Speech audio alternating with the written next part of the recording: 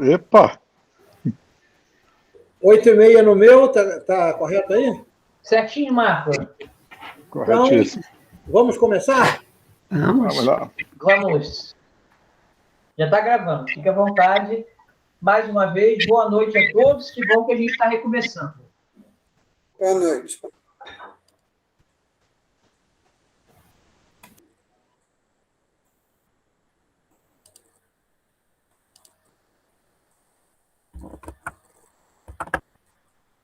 Todos vendo a minha tela? Sim, Marco, está dando para ver, sim. Bem. Né? Bom, então, após esses quase 40 dias, né, que nós ficamos aí, entre aspas, de férias, eu espero do fundo do meu coração que vocês tenham relido o material, que vocês tenham tido oportunidade de praticar os processos de tratamento e cura. Por quê? Porque a reforma íntima depende de cada um. A reforma íntima e cura, né, a cura da sua própria alma, depende do seu esforço, né? Aquela coisa que a gente costuma dizer, se você quer emagrecer, não adianta alguém malhar para você. Você que tem que fazer a atividade física, você que tem que fazer o esforço. A reforma íntima é a mesma coisa.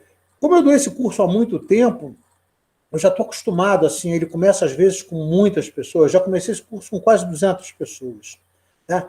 E lá para o final, do meio para o final, a coisa se reduz porque as pessoas vão encontrando dificuldades, né, ou criam suas próprias dificuldades, ou não têm a força necessária para dar continuidade. Porque a coisa mais importante na sua vida, independendo das realizações materiais, né, a coisa mais importante, você reencarnou para se transformar.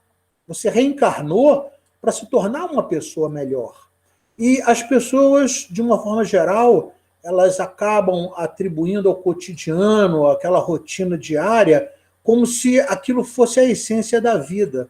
E elas se enganam, e elas, infelizmente, só vão cair nessa esparrela quando desencarnam, né? Então, a quantidade de espíritos desencarnados que tornam possível uma reflexão sobre a sua vida enquanto encarnado é quase sempre de arrependimento, é quase sempre de lamentações, porque não conseguiu entender a necessidade da autotransformação, do autoconhecimento, para que você realmente se torne um ser humano melhor. Como diz Emmanuel, né? O Emmanuel diz que nós estamos encarnados para nos tornarmos seres humanos, porque nós ainda não temos essa essência de ser humano, né, de conseguir ter a compaixão pelo próximo, de poder desenvolver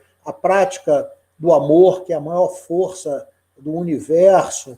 Então, essa retomada aí que a gente está tendo depois de quase 40 dias, eu espero do fundo do meu coração que vocês tenham feito essa recapitulação do material didático, né? Hoje, nós vamos efetivamente começar a falar de um assunto que foi tratado na aula 5, só que agora com mais desdobramentos, que é quais são os seus defeitos morais, quais são os seus vícios, como é que você pode combater, né? Nós já demos a metodologia na aula 5, mas eu vou recapitular aqui. Então, isso é muito importante. Vamos, então, começar a nossa aula de hoje e que o nosso bom Deus e a nossa energia crística presente em cada um de nós possa nos iluminar para que possamos ter uma noite de reflexão e, se Deus quiser, de muita prática efetiva no nível de consciência para que haja a operacionalização, ok? Bom, eu cito logo de cara esse livrinho do Douglas Baker, chamado Anatomia Esotérica, que ele faz uma interessante citação. A meta do homem é a evolução. E uma das necessidades básicas é o autoconhecimento. Por isso, a antiga máxima grega, homem, conhece-te a ti mesmo, essa máxima, homem conhece a ti mesmo, estava grifada no templo de Apolo, na Baía de Delfos, né? E foi, na realidade, tomada por Platão como um conceito de sabedoria. Lembrando que a sabedoria é quando você já ultrapassou a relação do conhecimento e consegue fazer uma reflexão, uma praxis do que você conhece para melhorar a sua vida, né? Então, Platão, que foi um discípulo de Sócrates, tinha essa máxima, né, dizendo que essa frase conceituava, né, ou resumia a sabedoria do ser humano. E, para lembrar, Sócrates, né, pega também essa frase lá que estava grifada no templo de Apolo, na Baía de Delfos, e usa isso como base para a sua filosofia, que é a maiêutica socrática, né? Então, a importância do autoconhecimento, né? Então, o Douglas Baker, que é um livro fantástico que fala sobre a anatomia esotérica, ele abre exatamente falando sobre isso, que a meta do homem é a evolução. Ele continua, mas para que isso aconteça, é preciso conhecer também um funcionamento do corpo físico, que não está separado da parte energética, que nos envolve e interpenetra. Essa afirmação do Baker é muito importante porque tem pessoas que acreditam que o corpo físico é uma coisa, né, e a alma, que é dotada dos corpos perispirituais, é outra coisa. Não é. Elas são totalmente integradas. Nada acontece no corpo espiritual, né, posteriormente indo para o duplo etéreo, que não tenha repercussões no corpo físico. E da mesma forma o contrário. Quando o corpo físico sofre, né, alguma coisa baseada num pensamento desequilibrado, né, os hormônios, a quantidade de neuropeptídeos, né, que são gerados no cérebro, acabam contaminando, vamos dizer assim, as células, e essa informação é passada imediatamente para o duplo etéreo. Então, existe uma correlação muito maior do que a grande maioria das pessoas acredita, né? Então, esse livrinho do Douglas Baker, ele é muito interessante, que ele mostra exatamente essa interação e ele chama atenção. E por que eu coloquei esse primeiro slide aqui para nós? Porque esse foi o motivo de nós termos estudado no nosso curso, né, nas 14 aulas anteriores, além dos defeitos e vícios humanos, também a anatomia e a fisiologia do corpo sutil e do corpo físico. Vocês receberam material didático bastante rico, não só do corpo sutil, mas também do corpo físico, para entender essa correlação, né? E as leis que regem a tudo e a todos, né? Como diria Hermes Trismegisto, né? Conhecido também como Rei Tote, do Egito Antigo, como é em cima e embaixo, como é dentro, é fora. Então, fica aí, né, esse chamamento para a gente lembrar que nada acontece ao seu corpo físico sem ter repercussão nos seus corpos perispirituais.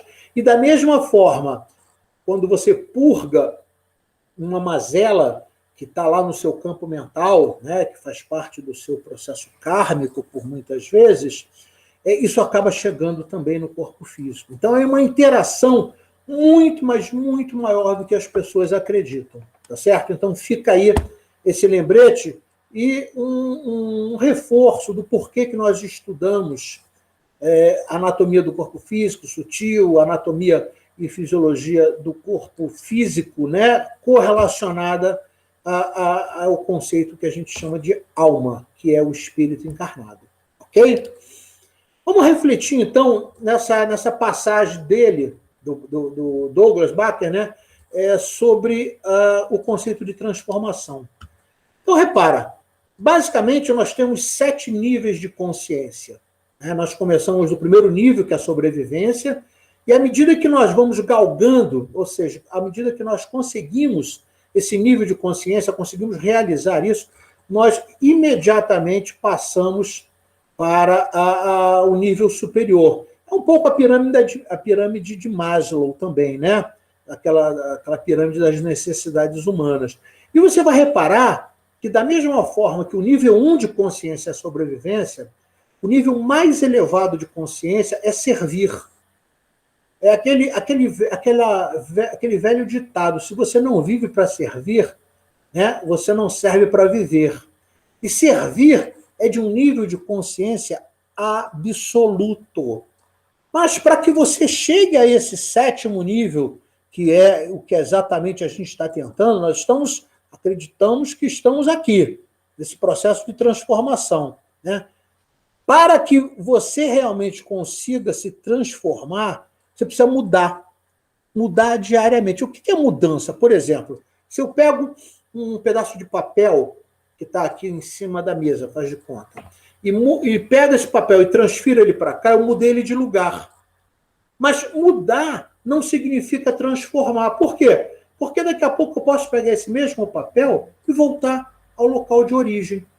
Então, a mudança é apenas o início do processo.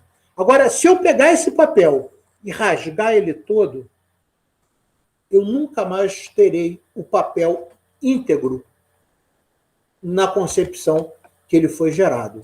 Deu para entender? Então, a transformação faz com que você não consiga mais voltar ao estágio de consciência anterior. Então, olha a afirmação: nós transformamos quando mudamos de um nível de consciência para o próximo, né? Aqui os 7.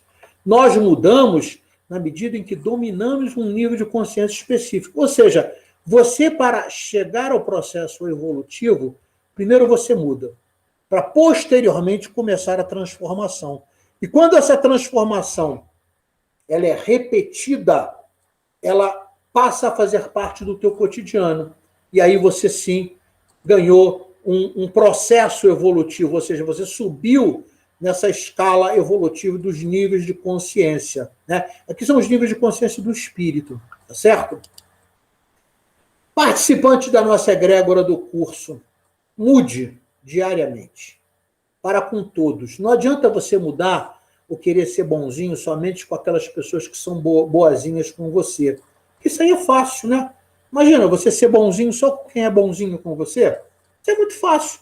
O difícil é você ser bonzinho com aquelas pessoas que são um verdadeiro espinho no teu pé.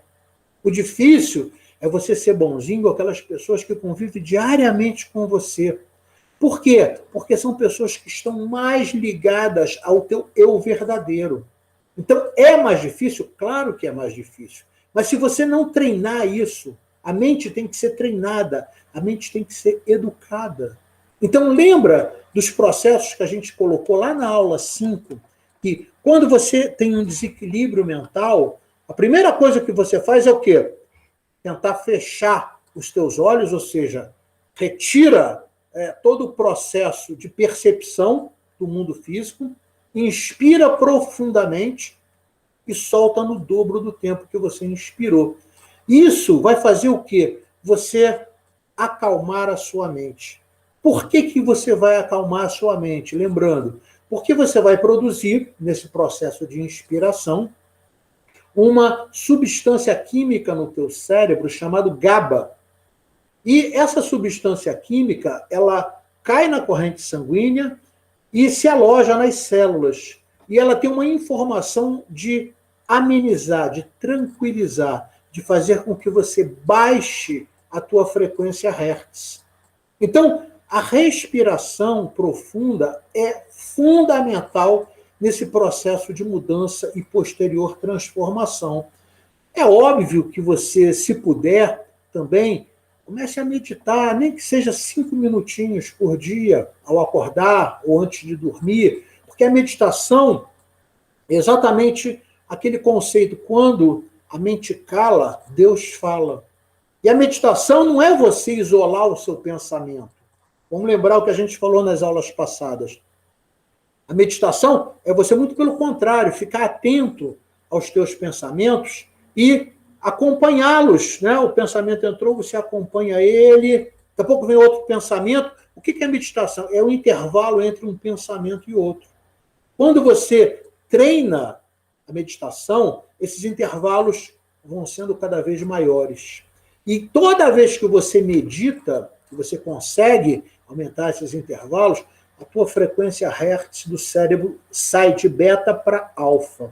E saindo de beta para alfa, você passa a estar predisposto a um transe mediúnico. Ou seja, você passa a receber mais informações do mundo espiritual, você tem uma intuição mais exacerbada, você tem mais condições de estar próximo ao seu mentor. Então, é fundamental, lembrando as aulas passadas, que você treine essa respiração. Inspirou profundamente pelo nariz e solta no dobro do tempo também pelo nariz. Né? 3, 4 minutos com essa respiração, você vai produzir, né, esse neurotransmissor no teu cérebro, que é a GABA, e ele vai fazer você se acalmar, vamos colocar assim. Em qualquer momento de desequilíbrio emocional, em qualquer momento que você esteja chateado, se você fizer essa respiração, a gente já viu isso, né? Isso não é uma simpatia, isso não é uma informação que a gente ainda precisa testar, não, essa informação é científica. Nós estamos falando de ciência, estamos falando de fisiologia do corpo físico, né? Então, é fundamental você se comprometer diariamente com esse processo de respirar, com esse processo de se autocontrolar, né? E transmitir também essas informações aos que convivem com você. Isso é quase que uma, vamos dizer assim, é uma obrigação. Tá? Isso faz parte do teu Dharma. Lembrando, karma é, né, a relação causa e efeito em relação à tua vida, as coisas que você fez no passado, tem um ajuste de contas a isso. É normal. Né? Como diria Chico Xavier, nós somos os algozes de ontem. Tá certo? Mas o que interessa é o momento atual, é o presente. É no presente que você muda, é no presente que você se transforma, é no presente que você busca a evolução. Mas também é muito importante que tudo isso que você está vendo aqui conosco, que nós estamos aprendendo juntos, é que você passe para outras pessoas. Marco, eu posso passar esse material didático para um amigo meu? Né? Esse material didático, para você ter uma ideia, eu acho que ele tá presente em mais de, com certeza, em mais de 15 países. Como eu dou esse curso há muito tempo, eu tenho alunos que foram para o exterior, né, e me perguntaram, Marco, eu posso dar esse material para outras pessoas? O material não é meu. Tá? Eu costumo dizer que quem produziu esse material foi a espiritualidade benfeitora.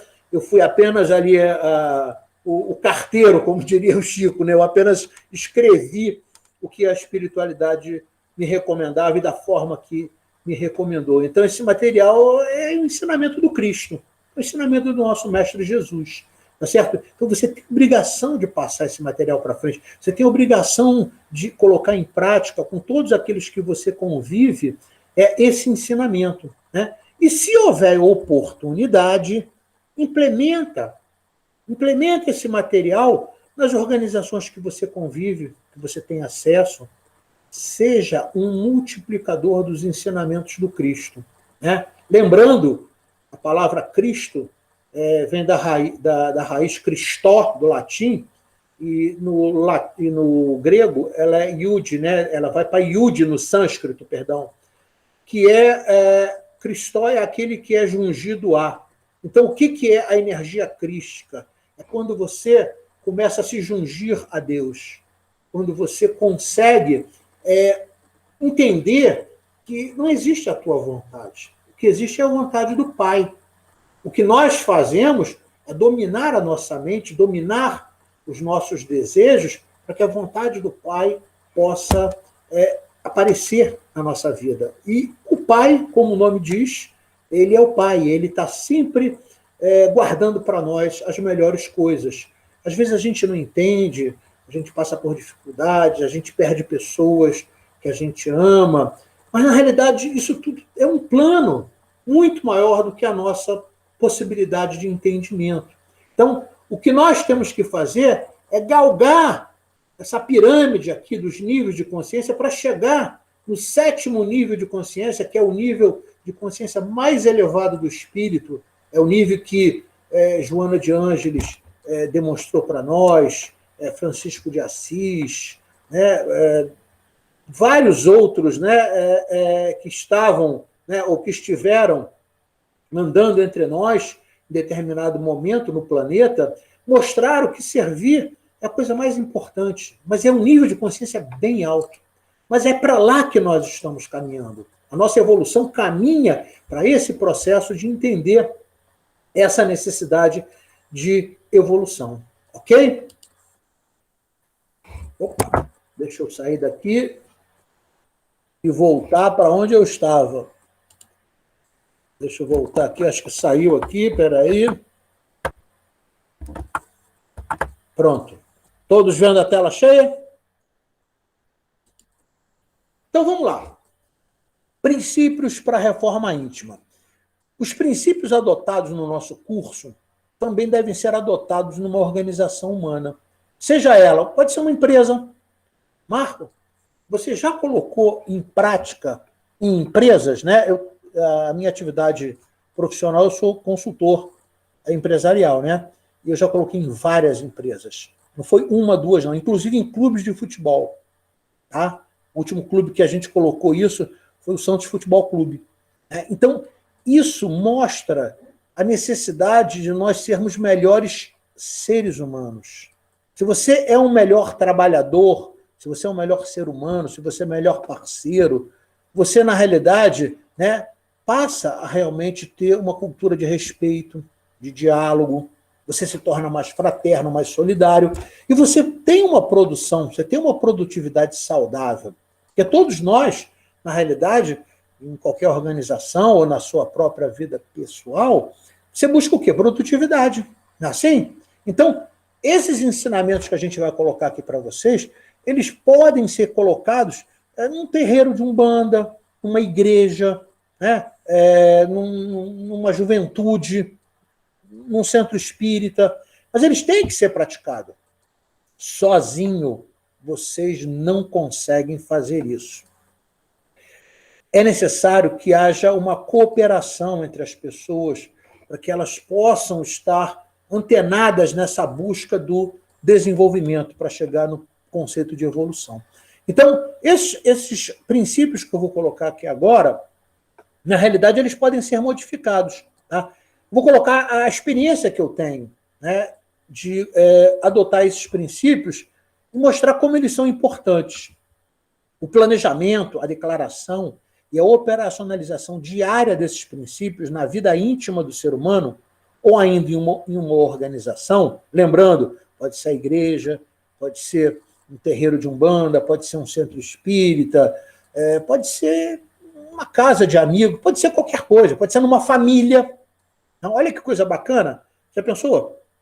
Sei lá, tem 2, 3 filhos, e você coloca esses princípios como princípios norteadores do comportamento dos seus filhos. É uma coisa bacana, tá certo? Eu tenho ex-alunos que colocaram em prática isso, né? E os filhos hoje são homens de um caráter maravilhoso, super íntegros. Isso funciona, pode acreditar.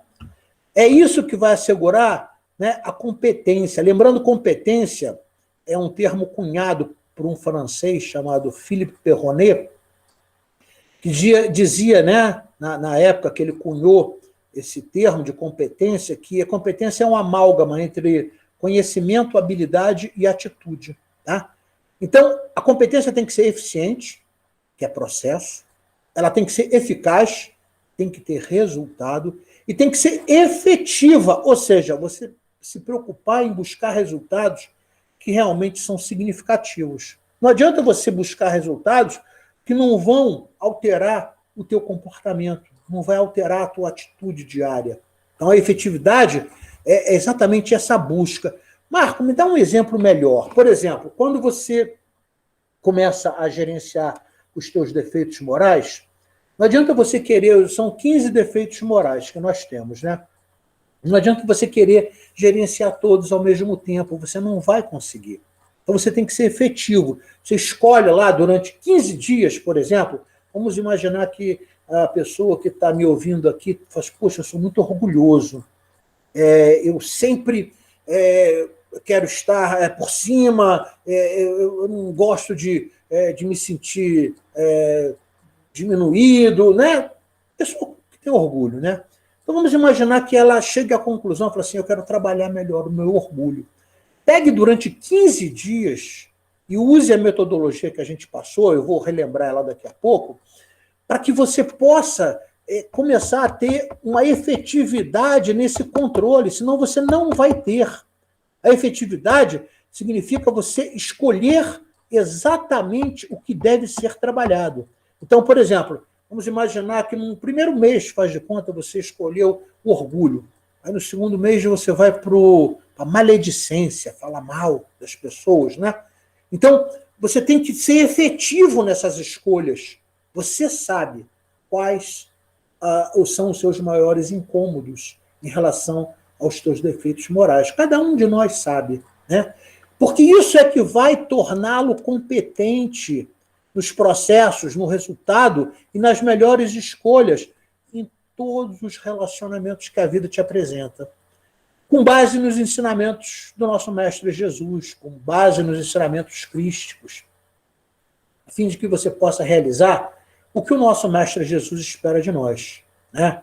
Há mais de 2000 anos, esteve entre nós, né, o maior espírito que o planeta Terra concebeu e conseguiu entender entre aspas, né? Que até hoje a gente parece que não entendeu bem os ensinamentos do Mestre Jesus. Mas ele mostrou para nós pelo exemplo, né, não só pelas palavras, até porque ele não escreveu nada, mas os exemplos dele, que quase 100 anos depois começaram a ser escritos nos testamentos, né, pelos apóstolos, né, que na realidade não foram nem os apóstolos, foram pessoas que ouviram os apóstolos, que começaram a escrever de 70 a 150 anos depois, né, entre o primeiro e o quarto evangelho canônico, né, que foram reconhecidos pela igreja. Então você começa a ver que, na realidade, foram exemplos que o Mestre Jesus nos deu e que as pessoas foram perpassando, né, de boca em boca, e a coisa foi fluindo, mostrando. Paulo, né, Paulo de Tarso, foi um grande, vamos dizer assim, divulgador, e apesar de não ter convivido com o Mestre Jesus, né, quando Paulo está indo à morte, né, ele está no cárcere, junto com um outro prisioneiro, né, em Roma, ele vai sorrindo. E o outro condenado lá pergunta a ele, poxa, você está indo para a morte e está sorrindo, tranquilo? Ele simplesmente, lembrando as palavras dele, ele falou assim, eu combati o bom combate. O que foi o bom combate? É a luta consigo mesmo, é a luta do autocontrole, é a luta do gerenciamento emocional. Então, Paulo de Tarso, a Igreja Católica hoje, ela é muito mais paulina do que cristã, né? Foi Paulo que realmente estruturou o que posteriormente, né, em 380 foi, depois de Cristo, 380 depois de Cristo, pelo imperador Teodósio, foi regulamentado o cristianismo como a religião oficial de Roma, né? 380 isso, né? Teodósio, o imperador Teodósio, proibiu os outros cultos e, a partir de 380, é que a instituição cristã, vamos dizer assim, passou a ser a religião oficial em Roma, né? E daí para frente a gente teve, na realidade, muitas distorções dos ensinamentos do Mestre Jesus, que era muito simples, era muito humilde, e hoje a gente vê aí, né, essa riqueza toda aí do Vaticano, que o Papa Francisco está tentando fazer uma reforma, né? Então, a gente sabe desses princípios históricos do Mestre Jesus. Entendido isso, a gente espera que esse material não seja um documento engavetado. Você tem um material muito rico à mão. Tá? Não é para engavetar, e de vez em quando eu vou lá dar uma lidazinha. Não. A gente espera que você vá para a prática efetiva, para realmente mudar diariamente, para chegar no nível de transformação e galgar a sua evolução. É a tua psique, a tua mente, que precisa ser reeducada. A partir da educação da tua psique, da tua mente, você vai se melhorar como alma em evolução. E também assuma o Dharma de levar esse conhecimento para o seio da família. Assuma esse comprometimento de levar essas informações para as organizações que você tem acesso, leve para a juventude do centro espírita que você trabalha. É preciso treinamento, é preciso domar a sua mente para que você possa realmente conseguir ter êxito na reforma íntima. Essa nossa preocupação tem como base o ensinamento de Mahatma Gandhi. Você deve ser a mudança que quer ver no mundo. Muito fácil a gente dizer, isso tem que melhorar, mas se você não muda, a mudança começa em você. A mudança do mundo começa em cada ser humano. Não adianta a gente ficar criticando, né, botando o dedo e esquecendo de que, na realidade, nós somos os protagonistas do nosso próprio universo, do nosso próprio mundo, do nosso próprio planeta. Certo? Então, fica aí essa lembrança. Lembrando lá o que a gente falou, né? A definição do Philippe Perronet, um francês, que definiu que competência é o amálgama. A amálgama é a reunião, né, de conhecimento, habilidade e atitude. E eu vou fazer uma pausa aqui para explicar cada um desses. Informação não é conhecimento. Tá? Então, por exemplo, quando eu tenho dados, o que são dados? São coisas, né, soltas, desconexas. Quando eu agrupo os dados e torno significativo, eu passei a ter uma informação. A partir do momento que eu pego aquela informação e coloco no cotidiano da minha vida, a partir do momento que eu aplico aquela informação na minha vida, eu tiro dali proveitos, eu tiro reflexões, eu faço praxis, que é o conceito da reflexão no momento da ação, é a praxis. Né? Então, quando eu faço isso, quando eu pego essa informação que vocês estão recebendo no material didático, que a gente faz os vídeos, você coloca na sua vida, você verifica a forma exata daquilo ir se encaixar nas suas atitudes. Né? Então, conhecimento é isso. Né? O knowledge americano, né, que na realidade lá em sânscrito tinha o mesmo princípio. Conhecimento não é aquilo que você tem acesso. Conhecimento é aquilo que você faz. Então você só pode dizer que conhece alguma coisa quando você já vem praticando. Tá certo? Caso contrário, você simplesmente está utilizando uma informação. Deus queira que você utilize essas informações que nós passamos para a sua vida, para transformá-la em conhecimento. Então, competência é a junção desse conhecimento, da habilidade. O que vem a ser a habilidade? É a tua capacidade de entender o momento certo de colocar essas informações na tua vida em prática. Então, a habilidade é isso, né? Quando você fala assim, essa pessoa tem muita habilidade em lidar com a outra pessoa. Normalmente você vai ver, ela é uma pessoa respeitosa, uma pessoa que não zomba da outra, uma pessoa que entende a limitação da outra pessoa. Né? Então, a habilidade é isso, é você saber lidar, né, com o ser humano. Eu gosto da explicação do Plutarco, né, que era um grego, um filósofo grego, que dizia que o conceito de habilidade se compara à água. Habilidade, né? O que é a água? A água não bate de frente com nenhum obstáculo, ela simplesmente contorna. Ela passa por baixo, passa pelo lado. A habilidade é isso, é você saber contornar os problemas que a vida te apresenta. E a atitude é você colocar em prática.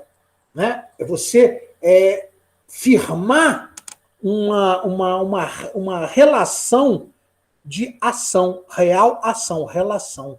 Atitude é você efetivar isso aqui. Então, competência é isso. É uma amálgama de conhecimento, habilidade e atitude. Abaixo eu vou listar aqui as 8 competências essenciais que as grandes organizações hoje, no mundo todo, praticamente vêm utilizando, para que você possa entender que a primeira competência é a mais importante. E se ela não for conseguida, as outras se tornam supérfluas. Olha aqui as 8 competências. Marco, eu posso colocar isso em prática na minha organização, na minha família? Deve.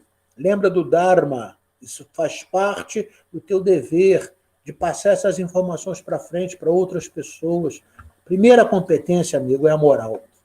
Se você não tem competência moral, dificilmente você vai conseguir trilhar um caminho reto para esse conceito aqui.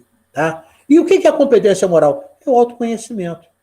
É reduzir e controlar seus vícios e defeitos morais, aprimorar suas virtudes e potencialidades e praticar os princípios, né, que você torna para você mesmo norteadores, que também pode ser para uma organização. Aqui tem a explicação das outras competências, né, o que mais nos importa nesse momento no curso é a primeira competência moral. Tá?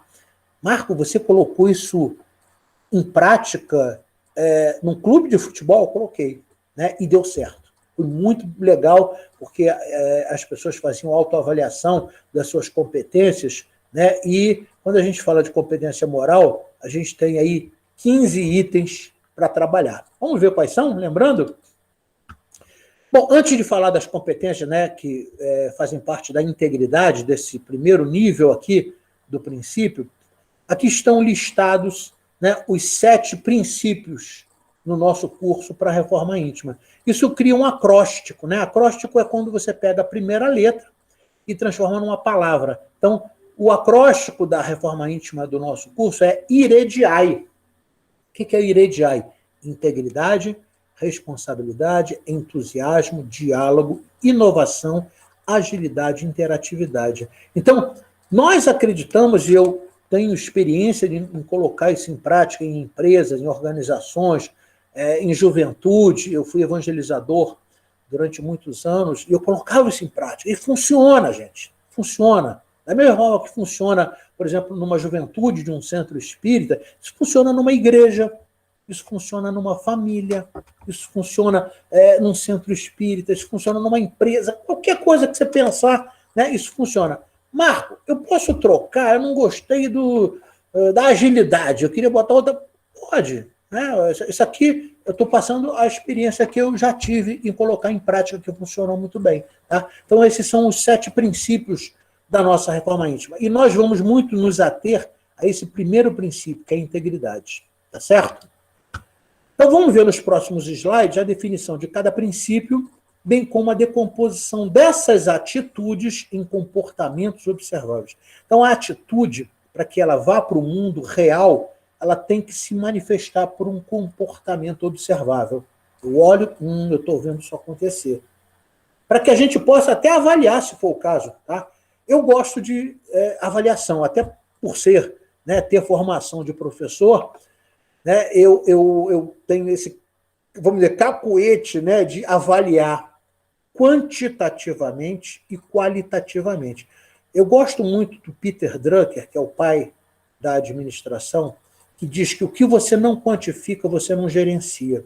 Então, você tem que saber quantificar, por exemplo, o número de vezes que você erra, o número de vezes que eu fui maledicente num dia. A partir do momento que você quantifica isso, e a gente passou a metodologia para vocês, você consegue começar a gerenciar. Então, o gerenciamento das tuas emoções precisa de, na realidade, uma quantificação. E a partir dessa quantificação é que você começa a buscar a qualidade. Certo? Então, na realidade, a gente sempre busca essa tríade aqui, né? Produtividade é o ser humano que faz. Qualidade não é o que eu faço, é como o outro vê o que eu faço. E excelência, que é o conceito do erro zero, né? Então, eu diria que o nível de excelência maior do ser humano, quando está no galgar dos níveis de consciência, é o servir. A excelência de um ser humano é saber servir ao próximo. Tá certo? Então, essa tríade de produtividade, qualidade e excelência é o que todas as organizações hoje buscam, e todos os, né, seres humanos conscientes também buscam realizar. Isso é que vai garantir o cumprimento da nossa maior missão, autoconhecimento para a autorrealização. Então, se você entendeu isso, essa é a tua maior missão. A tua maior missão não é o que você pensa de realizações materiais, não, isso aí é só para você sobreviver. Você reencarnou para isso aí, o autoconhecimento. Se você lê Humberto de Campos, vários livros, né, do Chico Xavier, em psicografias, né, cartas e crônicas, vários livros que têm muitos exemplos, você vai ver que a maioria, 99% dos espíritos desencarnados se arrependem em não terem entendido isso, em não terem aproveitado enquanto estavam encarnados para buscar isso, a maior missão do ser humano encarnado, o autoconhecimento para a autorrealização. Para chegar no nível maior de consciência, que é o servir. Bom, vamos ver então cada um desses itens, lembrando que a integridade é o nosso foco. Né? Então, o que é a integridade? É a pessoa que demonstra ser possuidora de uma conduta reta e exemplar. E quando eu falo reta e exemplar, eu estou dizendo exatamente os conceitos do Mestre Jesus. Foi reto e exemplar. Em seu cotidiano, de acordo com o Código de Ética Humano, é uma competência moral externada através dos seguintes comportamentos. Demonstra alteridade, demonstra postura não discriminatória, trata bem, com educação, com gentileza, todos que a vida lhe apresenta, e demonstra inteligência emocional. Inteligência emocional é um termo que foi motivo de livros, né, do Daniel Goleman, que é bastante interessante. Por que inteligência emocional? É você saber gerenciar suas emoções. É você ter o comportamento da água. Não bater de frente, saber contornar, disciplinar seus defeitos para poder transparecer as tuas... Você não precisa treinar virtude, sabia? Quando você disciplina os teus defeitos, as tuas virtudes naturalmente vão ser exacerbadas, elas vão aparecer. Então, o que a gente tem que fazer, a nossa preocupação, é disciplinar os nossos defeitos humanos, nossos defeitos morais. E como é que você faz isso? Lembrando, mente. Controle da sua mente. Conseguindo fazer um domar da sua mente. Porque a mente tem que ser domada.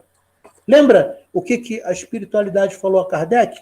Conhece seu verdadeiro espírito pela força de vontade que ele tem em domar suas más inclinações. Né? Fiz aí um resumo. Então, nós temos más tendências de vidas passadas. Nós somos os algozes de ontem, lembrando Chico Xavier. Nós fizemos muita coisa errada no passado, mas agora nós podemos corrigir. Esse é o momento. Lembrando aqui, né, a gente viu isso na aula 5, os 15 defeitos morais, somados vão dar egoísmo. Ego, né, do grego é eu, e tudo que termina com ismo, no latim, é acentuação ou enfermidade. Vai pensando aí em qualquer coisa que termina com ismo, ou é acentuação ou enfermidade, né? Então, qualquer coisa que você consiga colocar em prática do lado de cá, vai exacerbar, vai aumentar o teu egoísmo. E qualquer coisa, em contrapartida, que você consiga domar, você consiga gerenciar o que está aqui, você vai fazer o quê? Você vai deixar a tua virtude assumir. Então, o conceito aqui é, a partir do momento que eu estou aqui, ó, pouco orgulho, aí eu venho para cá, começa a aumentar o orgulho, o que acontece com a humildade? Vai diminuindo. Né? Por isso tem esses símbolos aqui embaixo. Então, à medida em que aumenta, por exemplo, a vaidade, a tua modéstia vai diminuindo. Olha aqui, ó, diminuindo. À medida que aumento, por exemplo, a minha sensatez, a minha piedade, a minha compreensão com as limitações do próximo, eu vou fazendo o quê? Diminuindo o meu ciúme. E por aí vai. Então, a gente viu isso na aula 5, tá certo? Então, o somatório dos defeitos é o egoísmo, você bloquear energias que deveriam fluir. E o que é o somatório das virtudes? É o altruísmo, que é você fazer fluir as energias e a vida. Então, demonstrar inteligência emocional significa saber gerenciar seus defeitos, a fim de diminuir as ocorrências no cotidiano de seus comportamentos, deixando fluir suas virtudes. Ok? Então, integridade é o nosso foco nesse curso. Gerenciamento da inteligência emocional. Demonstrar inteligência emocional significa saber gerenciar permanentemente seus defeitos morais. Olha o que a gente falou.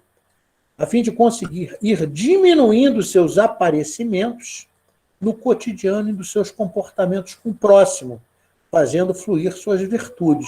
Não adianta você se isolar, querer fazer meditações exacerbadas, longe do ser humano, dos outros seres humanos. Não é, nós vivemos numa egrégora, nós evoluímos em egrégora. Então, o comportamento com o próximo que você manifesta é que vai caracterizar quem é você. Então, nós precisamos do próximo para usar como referência, nós precisamos do próximo para nos vermos, tá certo? Aquela máxima grega que o homem inteligente é aquele que troca espelho por janela.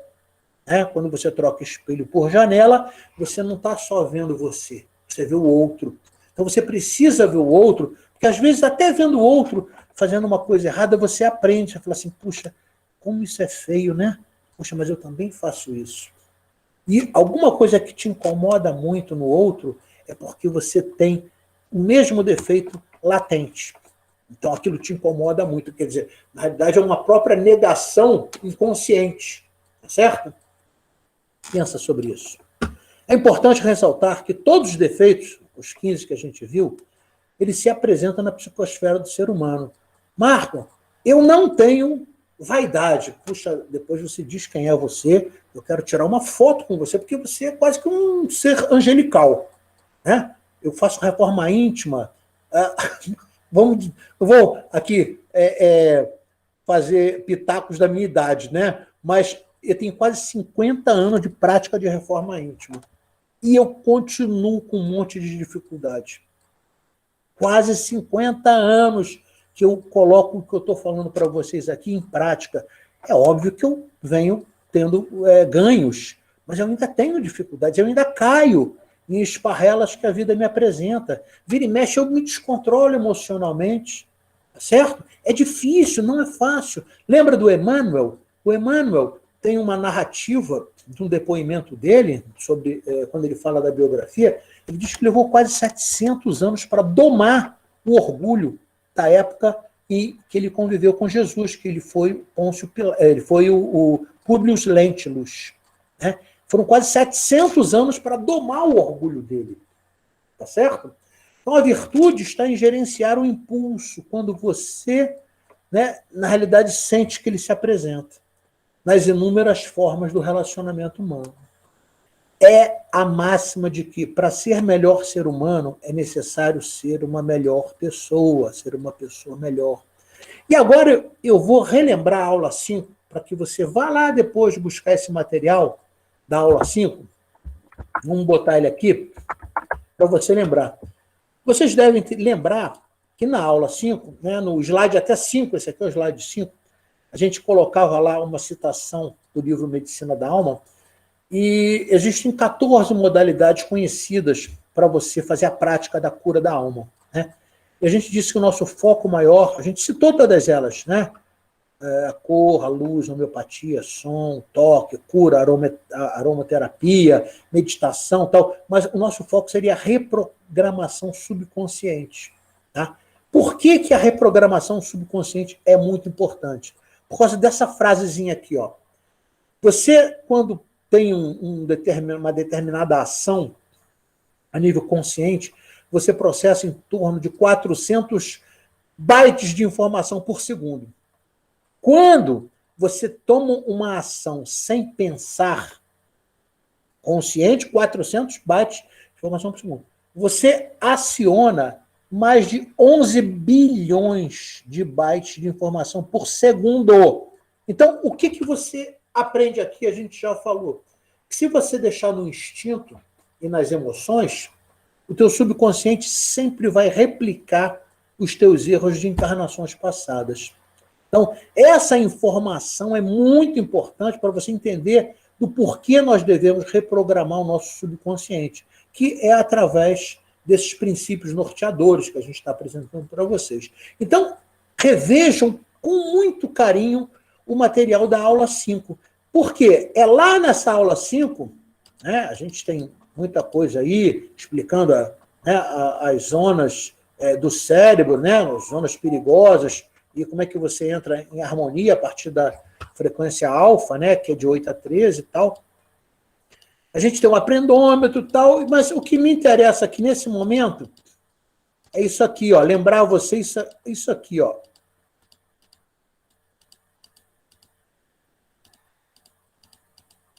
Vamos lá. Aqui. Vícios humanos.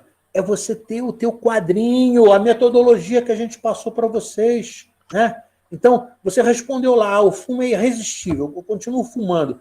Mas você tem que começar a diminuir. Isso aqui é vício. Tudo isso aqui é vício. Né? Vamos pegar os defeitos morais aqui, ó. Você fez a tua avaliação. Lembra da aula 5? Então, orgulho. Ah, Marco, é muito forte. Então, botou aqui. Mas, e aí? Síndrome de Gabriela? Eu nasci assim, eu cresci assim, eu vou morrer assim? Não dá, né?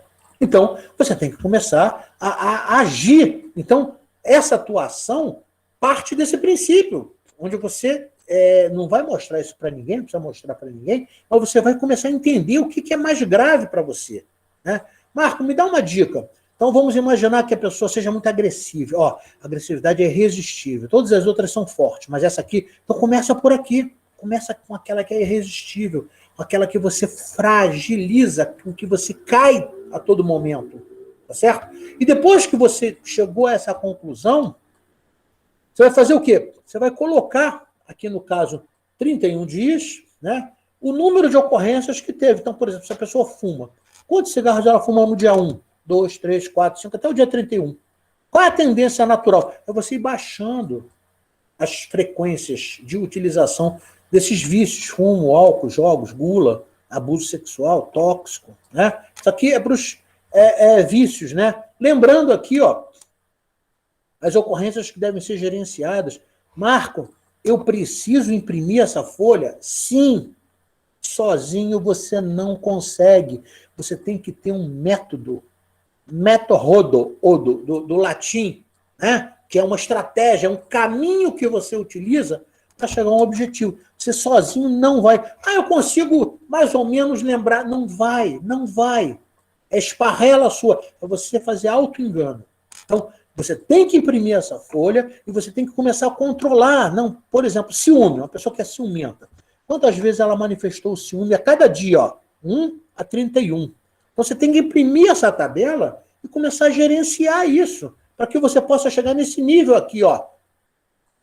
Semana 1, foram 18 ocorrências. Faz de conta, agressividade. Na semana 2, 14.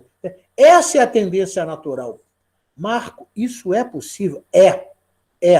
Eu te digo, eu dou esse curso desde 2007, tá? E sempre dando curso, já dei curso no Rio, em Santos, São Paulo, né? E eu te digo, é possível. A tendência é isso aqui, ó. Você ir diminuindo a frequência desses teus defeitos. Você tendo mais nível de consciência para poder gerenciar isso. É isso que a gente busca. Certo? Então, lembrando aqui, ó, a metodologia que você deve ter, né, quando você estiver num momento de desespero, calma, relaxe, estabeleça uma conversa com você mesmo, seja seguro com a sua vontade, passe a evitar as situações de risco. Né? Se você não se garante, não passe em frente. Procure canalizar suas energias, procure automatizar as práticas de bom ar. Está tudo aí, o material é riquíssimo. Né? Vá lá, aqui, ó, resumindo, o que você tem que gravar na mente? CRP Ratá. CRP Ratá. Calma, relaxe, pense, resista, administre, trabalhe, automatize.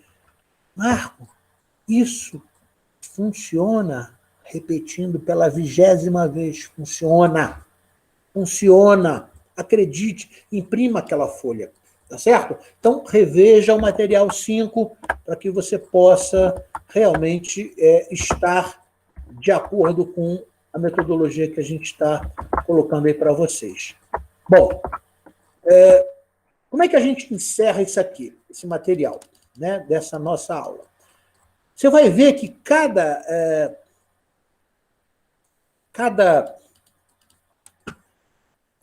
slide agora, você vai encontrar o descritivo dos defeitos humanos. Nessa primeira aula, eu coloquei os 5 primeiros defeitos humanos. As características que ele tem, como é que você gerencia, como é que você pode controlar. Então, você tem que entender, você tem que ter significado na palavra, né? O ser humano, quando ele cria uma linguagem, ele tem que entender o significado da palavra. Senão não tem, né, linguagem. A linguagem nasce exatamente daí. Então, por exemplo, vamos pegar o orgulho. Tá? Então, você tem o conceito do orgulho, você tem as características que o orgulho se manifesta, e você tem aqui a dica de como combater. Lembrando que o combate só acontece com o início da respiração. Não adianta você querer combater se você primeiro não baixar a sua frequência Hertz. Lembra disso? Então, vamos pegar, por exemplo, o conceito do orgulho. Nós temos ainda 5 minutos. O orgulho é a capacidade do ser humano julgar-se melhor que os outros, devido aos seus atos, formação, instrução, situação financeira, posição intelectual, moral ou social. Tem gente que fala assim, mas eu sou casto, eu vou à igreja todo dia, eu sou uma pessoa que faço caridade. Não, aquele outro não faz. Só pelo fato de você se comparar, você já está cometendo um ato de orgulho. Cada pessoa tem uma história específica durante muitas e muitas encarnações. É como Joana de Ângeli diz, para que um ser humano critique o outro, o que critica deveria ter conhecido todos os processos educacionais e culturais de todas as encarnações de quem ele critica, para poder dizer e querer botar o dedo. Tá? Então, na realidade, o orgulho é quando você se sente melhor que o outro. As características, tá, de uma pessoa orgulhosa: não aceita bem as críticas, né? Tudo que ele faz é o melhor, né? Não pode ter cooperação, ele é autocrático e fechado para o diálogo, que possa contrariá-lo, gosta de elogios, se reafirma nos elogios, enaltece a sua posição social, dizendo que faz caridade. Né? Vamos lembrar que não deixa a sua mão direita saber o que faz a esquerda, né? Porque a esquerda é o quê? É a matéria. Toda representação que se fala à esquerda é da materialidade. Da direita é o que? A espiritualidade. Então, não deixe a espiritualidade, né, saber se sentir melhor pelas suas ações materiais. A ação material é dharma, é comprometimento, é dever. E aqui vem como combater. Tá certo? Então, você vai ler cada conceito, entender como é que isso acontece, quais são as características e como é que você combate. Então, nesse nosso primeiro encontro, nós colocamos 5. Nós colocamos o orgulho, a vaidade, que na realidade, né, é uma continuação do orgulho. Aqui, mesma coisa, conceito, característica e como é que você vai combater. A inveja, conceito, característica, sempre com essa metodologia, né? Você entender o significado, entender como é que esse defeito moral se manifesta, quais são as características, e como é que você pode combater. Lembrando que o combate sempre vai começar com o controle da sua respiração. Né? De preferência, primeiro, feche os sentidos, feche os olhos, procura um local calmo que você possa, né, não tem ninguém ali te olhando, faz uma prece, pede aproximação do seu mentor, né? Porque sozinho você não faz, amigo. Peça auxílio ao seu mentor. Ele assinou um contrato com você para te ajudar a fazer isso. E ele vai ficar bastante feliz quando ele vê que você está brigando consigo mesmo, como diria Bhagavad Gita, né?